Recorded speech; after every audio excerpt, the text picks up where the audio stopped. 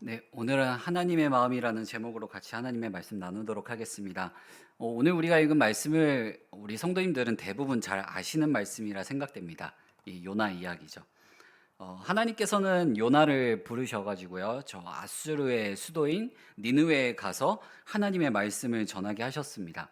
하지만 요나는 하나님의 말씀에 바로 순종하지 않았습니다.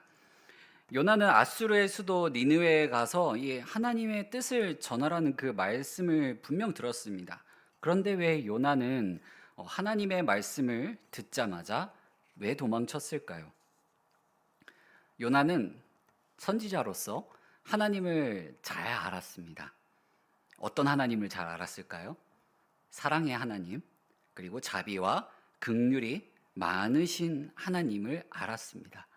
그래서 이스라엘의 철천지 원수처럼 여기는 저 아수르 그 중심부에 있는 니느웨가 회개한다면 하나님께서는 그들에게 자비를 베푸실 것을 알았기 때문에 그랬습니다. 그런데 요나가 하나님의 말씀에 순종하지 않은 이유는 요나 자기 스스로 생각했을 때 하나님께서 자비를 베푸시는 일, 이스라엘 백성의 그 원수들에게 자비를 베푸시는 일이 옳지 않다라고 생각했기 때문입니다. 그래서 오늘 우리가 읽은 말씀에도 9절 말씀을 보면 뭐라고 합니까? 죽어도 자기가 옳다고 합니다. 하나님을 향하여 죽어도 자기가 옳다고 얘기를 합니다. 근데 요나는 물고기 뱃속에서 자기 자신에게는 하나님의 은혜가, 하나님의 자비가, 하나님의 구원하심이 필요하다고, 하나님의 구원하심이 나에게는 있어야 한다고 기도한 사람입니다. 자기 자신에게만큼만은 하나님의 은혜가 철저하게 필요하다는 것을 경험했습니다. 요나서 2장 8절 말씀을 보면 거짓되고 헛된 것을 숭상하는 모든 자는 자기에게 베푸신 은혜를 버렸사오나라고 말씀합니다. 요나는 기도의 마지막에 우상을 붙드는 자들은 하나님의 사랑을 뺏기게 될 것을 외쳤습니다. 요나는 자신에게만은 하나님의 은혜가 필요하다라는 사실을 깨달았지만 자신은 하나님이 선민이기 때문에 하나님의 은혜가 필요하고, 그리고 하나님의 선지자로 선택을 받았기 때문에 하나님의 자비하심이 필요한 사람이라는 생각이 여전히 남아 있었습니다. 이러한 요나의 모습은 우리에게도 있습니다. 우리가 신앙생활하면서 쌓아온 신앙의 연수, 또한 교회를 세워나가면서 노력했던 숱한 그 힘든 시간들, 그리고 그를 통해 가지고 얻어낸 열매들, 그리고 현재 내가 그 믿음과 내가 섬기는 교회를 위하여 애쓰고 있는 모든 것에 스스로를 정당화시킵니다. 그래서 내가 행하고 있는 의, 그리고 내가 속해 있는 공동체, 그리고 내가 여태까지 해왔던 신앙의 경력, 그리고 성취들을 자랑하려는 그런 욕망이 끌어오릅니다. 피할 수가 없습니다. 근데 그것을 성경에서 우리에게 말하고 있습니다. 로마서 3장 27절 말씀을 같이 한번 읽어보겠습니다. 그런즉 자랑할 때가 어디 있냐? 있을 수가 없느니라.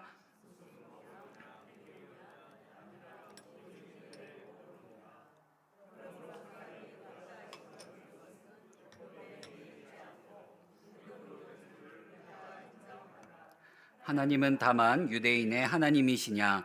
또한 이방인의 하나님은 아니시냐? 진실로 이방인의 하나님도 되시느니라. 할례자도 믿음으로 말미암아 또한 무할례자도 믿음으로 말미암아 의롭다 하실 하나님은 한 분이시니라. 그런즉 우리가 믿음으로 말미암아 율법을 파기하느냐? 그럴 수 없느니라. 도리어 율법을 굳게 세우느니라. 아멘. 요나는 구원은 하나님께 있습니다 라고 외쳤지만 사실상 그 이면에는 어떤 마음이 있냐면요, 나는 저 잔인무도한 이방인들과는 다릅니다 라고 외친 것입니다. 요나는 여전히 하나님의 은혜와 하나님의 자비와 사랑은 어느 정도 받을 만한 사람이 받아야 된다고 생각을 했고요. 그래서 아수르 그 니느웨 사람들은 그럴 자격이 없다라는 생각이 머릿속 깊숙이 박혀 있었습니다. 주님, 그것을 주신다면 내가 주께 순종하겠습니다 말하는 사람들에게 하나님께 구하는 그것이 하나님보다 우선된 것입니다. 하나님보다 더 중요한 것입니다. 하나님은 단지 그것을 이루기 위한 수단에 불과합니다. 무엇이 되었던 그것이 진짜 그 사람이 사랑하고 있는 겁니다. 그것이 하나님보다 더 큰 행복인 이유입니다. 그리고 우리 생각 뒤편에 어떤 생각이 또 자리 잡고 있냐면요. 하나님은 반드시 나에게 잘 해주셔야 하는 분이다 라는 생각이 있습니다. 왜요? 하나님은 사랑의 하나님이시기 때문에, 하나님은 선하신 분이시기 때문에, 그분은 자비와 은혜가 충만하신 분이기 때문에 나에게는 사랑과 자비와 은혜를 베풀어 주셔야만 되는 분이다라는 생각이 있는 겁니다. 마음에 하나님보다 더 중요한 것이 있는 한, 우리 중심으로만은 하나님을 생각하는 한, 우리는 요나처럼 이런 독선적인 믿음을 가질 수밖에 없습니다. 무엇이 되었던 그로 인해 교만해집니다. 또 그것을 갖지 못한 이들은 깔보게 될 것입니다. 또한 내가 그것을 이루지 못하거나 갖지 못했을 때 마음 가운데 삶 속에 계속해서 불안함과 두려움이 생겨날 것입니다. 나에게 행복을 주는 것 같은 것이 없어질 위기에 처하게 되면 그때는 분노, 불안, 절망에 휩싸여서 안절부절하지 못할 것입니다. 우리 마음 가운데 있는 우상과 하나님보다 날 더 행복하게 만드는 것이 우리는 무엇인지 다시 한번 생각해 봐야 합니다. 그런 다음에 내가 무엇 때문에 하나님의 은혜를 받아야만 하는 사람인지, 그러한 이유가 아니라 철저하게 나에게 무조건적으로 다른 조건 없이 하나님의 은혜가 반드시 필요하다라는 사실을 인정하고 하나님의 은혜로만 살아갈 수 있다라는 사실을 깨달아야 합니다. 우리가 하나님의 은혜를 인정할 때 하나님의 은혜와 사랑은요, 우리의 이런 독선적인 믿음과 두려움을 서서히 없애갑니다. 서서히 없애가는데 그것을 확실하게 뽑아냅니다. 요나는 선지자로서 자기 자신과 자기 민족과 나라에 과도하게 몰두하고 있습니다. 요나가 하나님의 은혜 안에만 거하는 무한한 평화를 맛보려고 한다면 바로 이 우상을 깨트려야만 합니다. 이처럼 우리도 하나님보다 더 몰두하고 있는 것이 없는지, 있는지, 나에게 우상이 무엇인지 깨닫고 버려내야만 합니다. 때로는 그게 우리의 신앙생활이 될 수도 있어요. 나의 직분이 될 수도 있습니다. 내가 맡고 있는 봉사의 자리가 될 수도 있습니다. 근데 이것을 버려내야만 합니다. 이걸 깨달아야만 합니다. 그걸 깨닫고 버려내야만 다른 이를 진정으로 사랑할 수 있습니다. 나에게 다른 조건 없이 무조건적인 하나님의 은혜가 절대적으로 필요하다라는 사실을 인정하고 깨달아야지만 내가 다른 이를 정말로 이 마음속 깊숙이 사랑할 수가 있는 겁니다. 그래야지 예수님이 말씀하신 것처럼 내 이웃을 내 몸과 같이 사랑할 수가 있습니다. 왜냐하면 다른 사람의 처지가 나와 같다는 것을, 나의 처지가 저 사람과 별반 다르지 않다라는 것을 깨달았기 때문입니다. 이제 요나는 이것을 깨닫고 니느웨에 가서 하나님의 말씀을 전하는 것처럼 보입니다. 하지만 요나는 니느웨 사람들에게 용서가 가능하다고 알려주긴 했지만 그것이 요나가 니느웨에 가서 전한 설교의 핵심은 아닙니다. 요나 설교의 핵심은 그게 뭐냐면요, 40일이 지나면 니느웨가 무너진다입니다. 요나는요, 니느웨에 가서 말씀을 전할 때 그곳에 진노가 임하는 것을 상상하면서 그것을 즐거움으로 말씀을 전했습니다. 니느웨 사람들을 불쌍히 여기는 마음과 슬픈 마음과 통회하는 마음과 눈물을 쏟으면서 하나님의 말씀을 전한 것이 아니라 난 하나님의 말씀을 전했어. 그러니 너희가 회개하지 않으면 심판이 임할 거야. 너희는 확실하게 임할 거야. 라는 것을 바라면서 신이 나서 이 말씀을 전한 것입니다. 하나님의 진노가 속히 그들을 내려치기를 요나는 고대했습니다. 그러나 하나님은 어떻게 하셨습니까? 니느웨 백성들이 돌이켰을 때 그들에게 자비를 베풀어 주셨습니다. 3장 10절 말씀을 보면 하나님이 그들이 행한 것 곧 그 악한 길에서 돌이켜 떠난 것을 보시고 하나님이 뜻을 돌이키사 그들에게 내리라고 말씀하신 재앙을 내리지 아니하시니라. 이것을 보고 요나가요 굉장한 실망감에 빠집니다. 이 아수르라고 하는 나라는요 당대의 세계 최강국이었습니다. 세계 최강국일 뿐만 아니라 가장 잔인무도한 나라였어요. 얼마만큼 잔인했냐면요. 전쟁에 싸워서 승리해가지고 사로잡은 포로들을 어떻게 했냐면 일단 한쪽 팔과 한쪽 다리를 자릅니다. 대칭으로. 그리고 한쪽 눈을 뽑습니다. 그렇게 해가지고 하려고 하는 게 뭐냐면 이 포로로서 가치를 훼손시키는 게 아니라 조롱하기 위함입니다. 그런 상태로 노역을 시켜요. 넘어지고 잘 못하고 제대로 못 보는 그 모습을 보면서 조롱을 합니다. 요나는 그런 아수르, 그런 잔인무도하고 세상으로 봤을 땐 너무나도 강력한 그 나라의 심장부에 가서 하나님의 말씀을 전하고 싶어 하지 않았을 겁니다. 요나의 마음은 어느 정도 이해할 수가 있습니다. 하지만 그가 마침내 하나님의 임박한 심판을 선포했을 때 대규모 회개가 일어납니다. 하나님은 그 회개에 응하여 심판을 유예하시고 니느웨를 멸망시키지 않으셨습니다. 사랑하는 성도 여러분, 우리 주변에는 사건 사고가 참 끊이지 않습니다. 이 사실은 여기 있는 우리 모두도 잘 알고 있습니다. 특히나 좋은 뉴스들은 세상에 많이 넘치는데 그것이 우리에게 눈과 귀에 들려오기보단요, 나쁜 일, 내가 찾아보려고 하지 않아도 누군가 막 알려줍니다. 뉴스로 막 나옵니다. 또 다른 사람들의 말을 통해서 듣게 됩니다. 심지어 우리 스스로도 악한 일을 배우지 않았지만 악한 일을 내가 스스로 행합니다.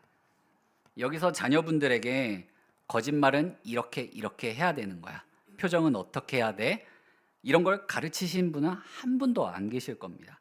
오히려 자녀가 먼저 거짓말을 했기에 야, 거짓말은 나쁜 거야. 정직해야 돼. 솔직해야 돼. 라고 가르치실 겁니다.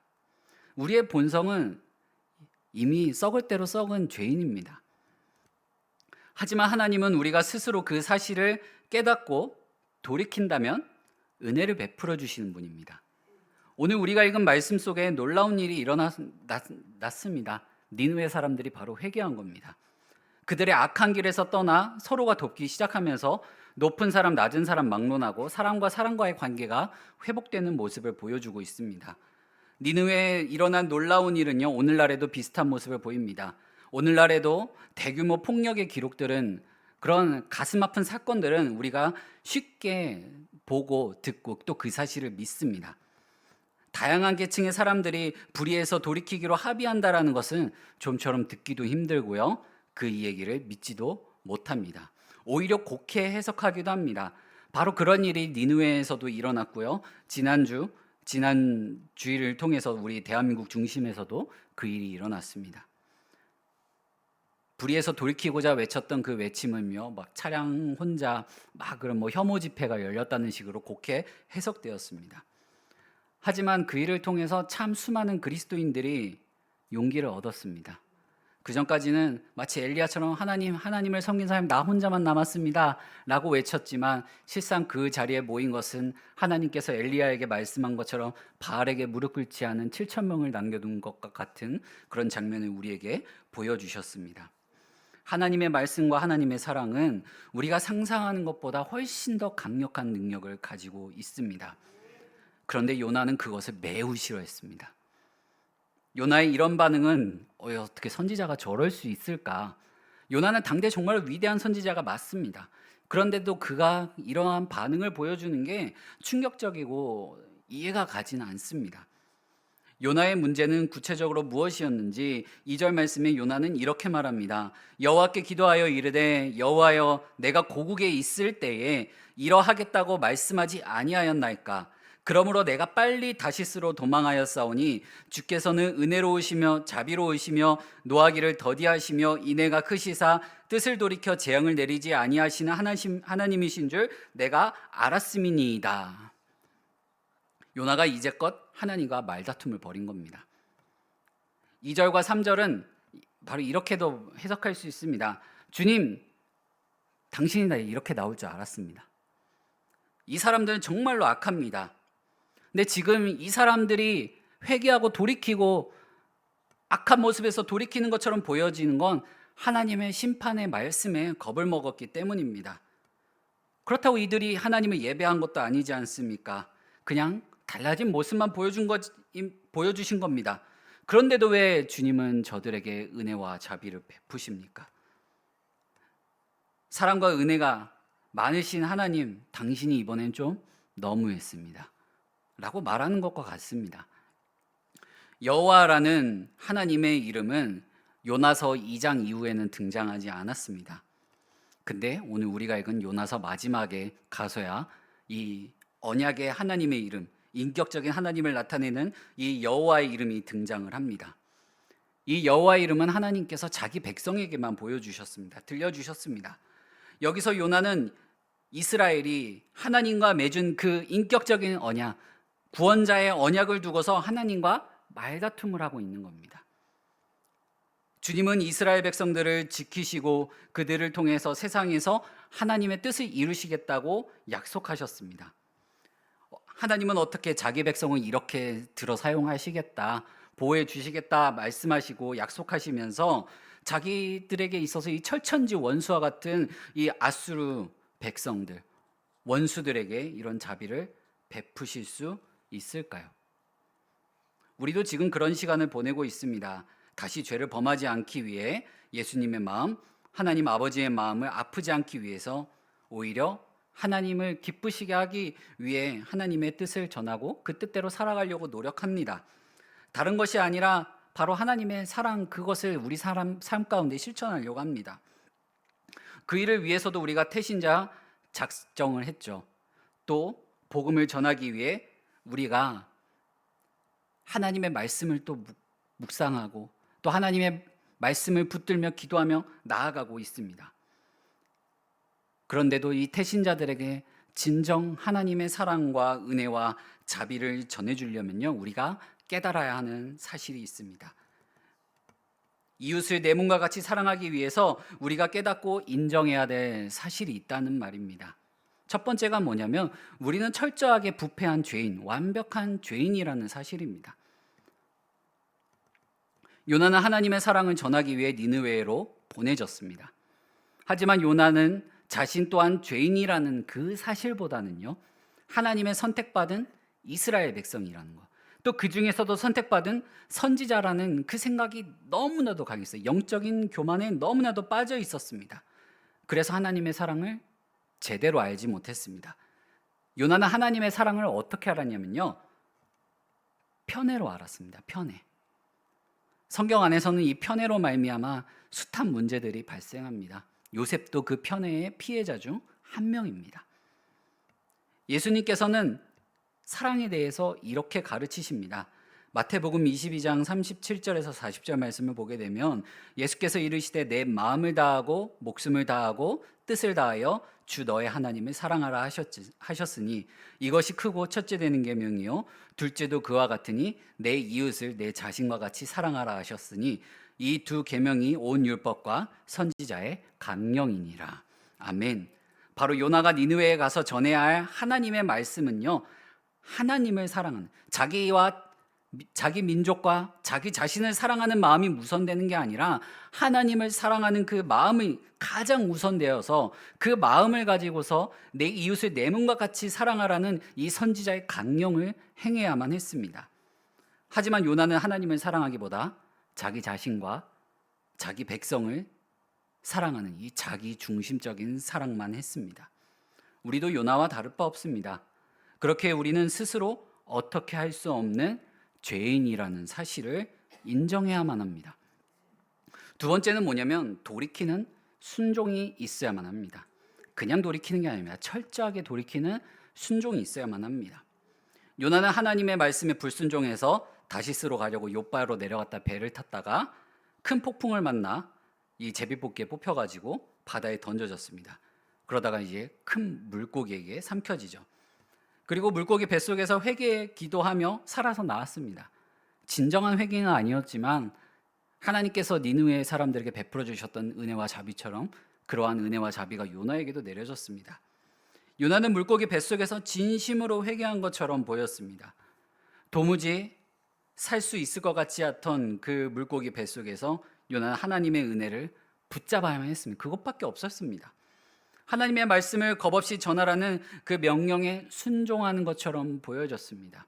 하지만 온전한 순종은 아니었습니다. 요나는 니느웨에 이제 곧 닥칠 하나님의 진노를 예언했지만 그 다음에는 요나가 원하는 반응은 일어나지 않았습니다. 요나는 자신이 그 장면을 목격하면서 스스로 굉장히 바보같이 느껴졌을 겁니다. 니느웨 사람들은 하나님의 심판을 받아 마땅했다고 여겼기 때문입니다. 그런데 왜 하나님은 그들에게 자비를 베푸셨을까? 요나는 하나님의 말씀에 불순종했고 그에게 하나님의 진노가 치명적인 폭풍처럼 찾아왔었습니다. 요나는 오로지 하나님의 자비 덕분에 살아남았습니다. 요나도 하나님의 말씀에 불순종했기 때문에 심판을 받아야 마땅했습니다. 하지만 그런 요나에게도 자비와 은혜를 베풀어 주셨습니다. 그래서 살았습니다. 그러나 요나는 그것을 까먹습니다. 자신이 불순종했던 기억은 온데간데 없습니다.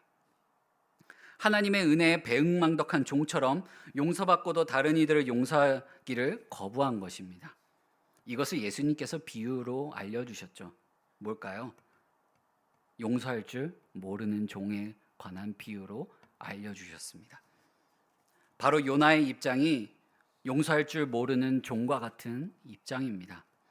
이 모든 상황에도 불구하고 하나님은 요나를 오래 참으시고 기다려 주십니다. 하지만 요나는 하나님께 화를 내고 반대하던 원래 모습으로 돌아갑니다. 자기 중심적인 사랑의 마음으로 다시 돌아간 것입니다. 예전에 하나님의 말씀에 불순종했을 때에는 폭풍을 보내셨지만 이번에 격렬한 폭풍을 보내는 대신 이 요나를 향하여 굉장히 부드러운 대화를 시도하십니다. 4절 말씀을 보면 여호와께서 이르시되 내가 성내는 게 옳으냐 하시니라.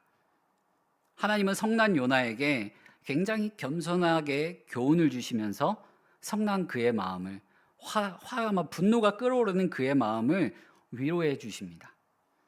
갈라디아서 5장 17절 말씀을 보게 되면 육체의 소욕은 성령을 거스르고 성령은 육체를 거스르나니 이 둘이 서로 대적함으로 너희가 원하는 것을 하지 못하게 하려 함이니라.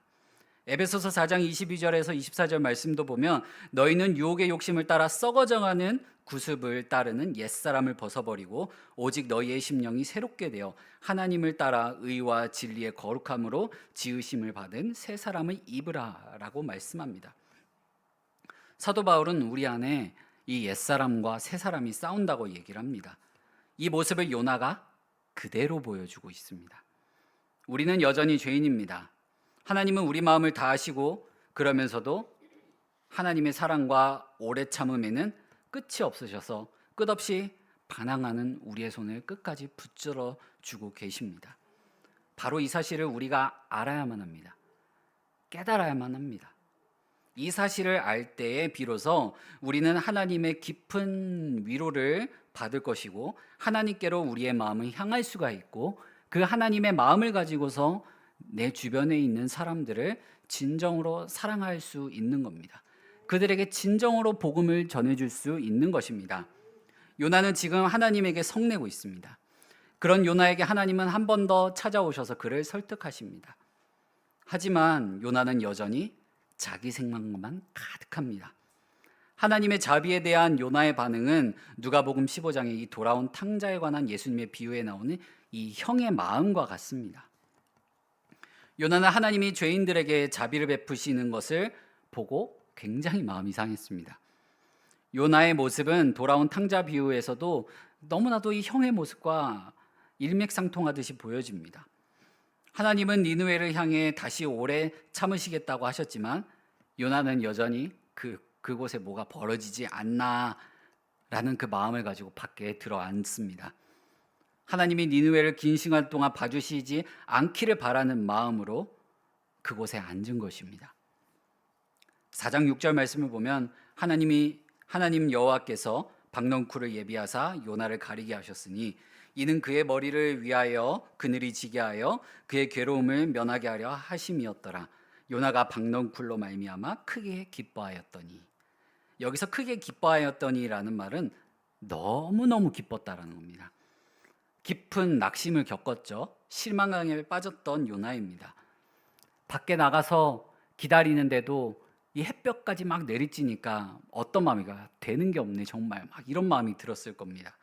근데 밖에 나가서 자기가 들어앉은 자리에 박넝쿨에 그늘이 지니까 요나 마음이 이런 마음, 드디어 이제 뭔가 내가 원하는 대로 일이 풀려가겠구나 이런 마음이 드는 겁니다. 이제 뭔가 하나님께서 날 위하여 뭔가 일하시겠구나라고 생각을 한 겁니다. 그런데 하나님은 잔인한 만큼 덥고 뜨거운 바람이 부는 계절에 벌레를 보내셔가지고요 식물을 다 갉아먹게 하시고 시들게 하십니다. 그러자 요나가 큰 충격을 받게 되죠. 이 조그만한 위로가 있었는데 그것이 한순간에 없어지니까 이 마음 가운데 더 큰 상처를 입은 겁니다. 요나는 아마도 이렇게 말했을 수도 있을 것 같습니다.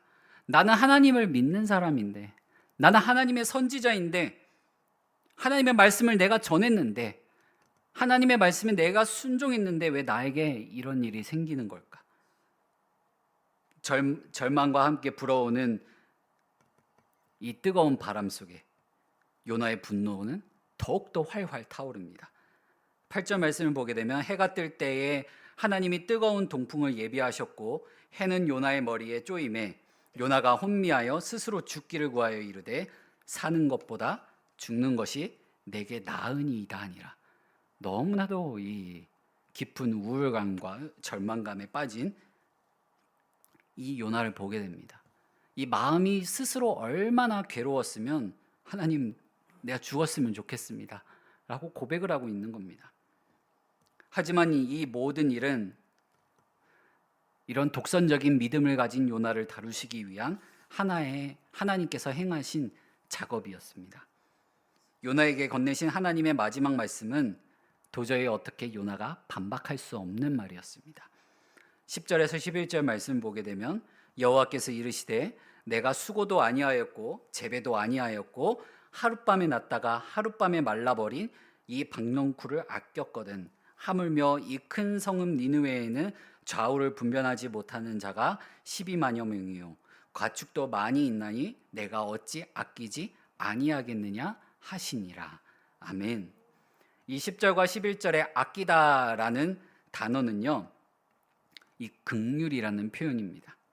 히브리어로 이제 후스라는 단어인데 다른 사람을 다른 일을 불쌍히 여기다, 동정하다라는 뜻을 가지고 있습니다.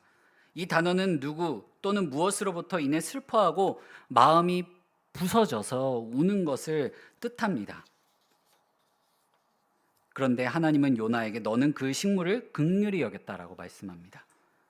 그러면서 하나님은 또 뭐라고 말씀하시냐면 너는 식물 때문에 이 마음이 긍휼해졌지만 나는 사람들을 긍휼히 여긴다라고 요나에게 말씀하고 계시는 겁니다. 하나님이 자기 스스로에게 이 단어를 쓰십니다. 긍휼하다, 자기 스스로에게 긍휼하다라는 말을 쓰십니다. 굉장한 애착의 표현입니다. 하나님은 니느웨 사람들의 악행으로 치닫는 그 모습과 기른 그 모습을 보면서 슬퍼하셨습니다. 우리도 누군가를 사랑하게 되면 특히나 자녀들이 악한 길로 행하고 문제를 삼고 어려움을 겪을 때마다 이 마음이 어떻습니까? 괴롭습니다. 바로 하나님의 마음이 똑같다라는 겁니다. 내가 사랑하는 이의 괴로움과 아픔과 잘못된 길로 행하는 그 모습이 하나님의 괴로움이 되었다라는 겁니다. 하나님의 마음이 바로 이런 마음입니다. 성경에서 하나님은 악과 죄로 빠져든 이스라엘 백성의 모습을 보시고 그분의 마음이 속에서 뒤집힌다고 말씀하십니다. 에브라임이여 내가 어찌 너를 놓겠느냐, 이스라엘이여 내가 어찌 너를 버리겠느냐, 내가 어찌 너를 아드마같이 놓겠느냐, 어찌 너를 스보임같이 두겠느냐, 내 마음이 내 속에서 돌이키어 나의 긍휼이 온전히 불붙듯 하도다. 하나님의 마음이 불붙듯 하다고 말씀하십니다. 지금도 하나님께서 그런 사람들 때문에 마음이 불붙듯 정말로 이 뜨거운 괴로움 가운데 계십니다. 하나님의 긍휼은 매우 구체적입니다. 하나님의 태도는 물론이고 우리를 향한 그 마음과 행동에서도 잘 보여집니다.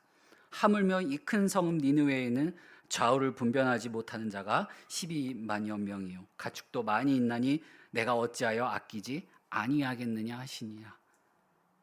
하나님이 폭력적이고 죄 많은 이방인들을 좌우분별하지 못하는 이들이라고 말씀하시는 것을 우리는 주의 깊게 또 경각심을 가지고 받아들여야 합니다. 하나님은 니느웨를 더없이 너그럽게 바라보고 계시고 그들의 잘못된 행보를 바라보시면서 가슴 아파하십니다. 니느웨 사람들이 영적으로 눈멀고 길을 잃어서 자신들의 근본적인 문제가 무엇인지, 그 문제를 어떻게 하는지 전혀 알지 못하고 있는 것을 볼 때마다 괴로워하고 아파하십니다. 진정한 긍휼, 하나님은 반역한 우리에게 우리의 슬픈 상황 때문에 하나님께서 슬퍼하신다라는 겁니다. 우리의 처지가 하나님의 마음을 아프게 한다는 겁니다. 이것이 바로 긍휼, 하나님의 마음입니다. 오늘도 낮에 나가서 전도를 했습니다. 하면서 이제 건빵 건네드리면서 이제 하나 받아가서 전도지랑 같이 나눠드리고 차 한잔 하십시오 이렇게 말을 하는데, 오늘 이 말씀을 제가 준비하다 보니까 그 한 분 한 분에게 그런 하나님의 긍휼의 마음이 나에게도 있는가, 하나님의 그 불붙듯 타오르는 마음이 나에게 있는가 라는 질문을 계속 되뇌이면서 한편으로 자괴감도 느껴지더라고요. 뜨거움이 왜 안 올라올까? 하나님은 한 영혼 한 영혼을 향해서 그 불붙듯한 마음을 갖고 계시는데, 저기 믿지 않는 한 사람 한 사람, 한 영혼 한 영혼이 정말 하나님께서 애타게 찾으시는 한 명일 텐데 왜 그 하나님과 같은 그 불타는 듯한 마음이 나에게 왜 오지 않을까 라는 생각을 깊게 하면서 기도하는 마음으로 이 건빵을 집었습니다. 어쩌면 제 안에도 제 중심적인 생각, 사랑이 여전히 하나님보다 우선되고 있었기 때문입니다. 우리는 이 마음을 버려내야만 합니다. 어쩔 수 없는, 죽을 수밖에 없는 우리의 처지가 하나님의 마음을 슬프게 하고 계속해서 죄를 범하는 우리의 모습이 하나님의 마음을 아프게 합니다. 그럼에도 불구하고 하나님은 그런 우리를 건져내시고 돌이키도록 하시기 위해 하나밖에 없는 독생자를 이 땅 가운데 보내셨습니다. 왜요? 그 모습을 몸소 보여주시려고요. 사랑을 어떻게 실천하는 것인지 몸소 보여주기 위해 직접 말씀이 육신이 되어 이 땅 가운데 오셨습니다. 우리 때문에 하나님이 가슴 아파하는 일을, 하나님은 그런 불편함을 감수하지 않으셔도 되는데 굳이 우리 때문에 그 죄값을 치르시지 않으셔도 되는 분이신데 불편하고도 힘든 그 결정을 하나님께서 내리십니다. 이게 바로 하나님의 마음입니다. 사랑하는 성도 여러분, 그런 하나님의 마음을 깨달았다면, 말씀을 통해 보았다면 이제 우리도 하나님의 마음을 가집시다. 내 마음, 내 힘으로 그 마음을 가질 수 없습니다. 영원 전부터 우리를 향한 그 마음을 가지신 하나님의 마음을 우리가 온전히 가질 수는 없습니다. 그래서 하나님이 우리의 마음 가운데 예수님을 보내주셨습니다. 그리고 그 예수님의 마음을, 예수님을 붙들 수 있도록 성령님께서 역사해주고 계십니다. 그러니 우리가 그러한 마음과 삶을 살아내지 못한다 하더라도, 넘어진다 하더라도 다시 하나님 앞에 나아갑시다. 하나님을 붙듭시다. 우리는 그런 마음을 내 힘으로 가질 수 없는, 정말로 연약하고 부패할 대로, 타락할 대로 타락한 죄인이라는 사실을 그만 철저히 인정하고 우리가 하나님의 말씀에 순종하여 그분을 붙듭시다. 그분의 은혜를 사랑으로 실천하려고 그분을 의지합시다. 한 영혼 한 영혼을 향한 하나님의 마음을 가지고, 한 영혼을 향한 이 불붙듯한 마음을 가지고 한 영혼을 사랑하는 우리 모든 성도님들 되시기를 간절히 소망합니다.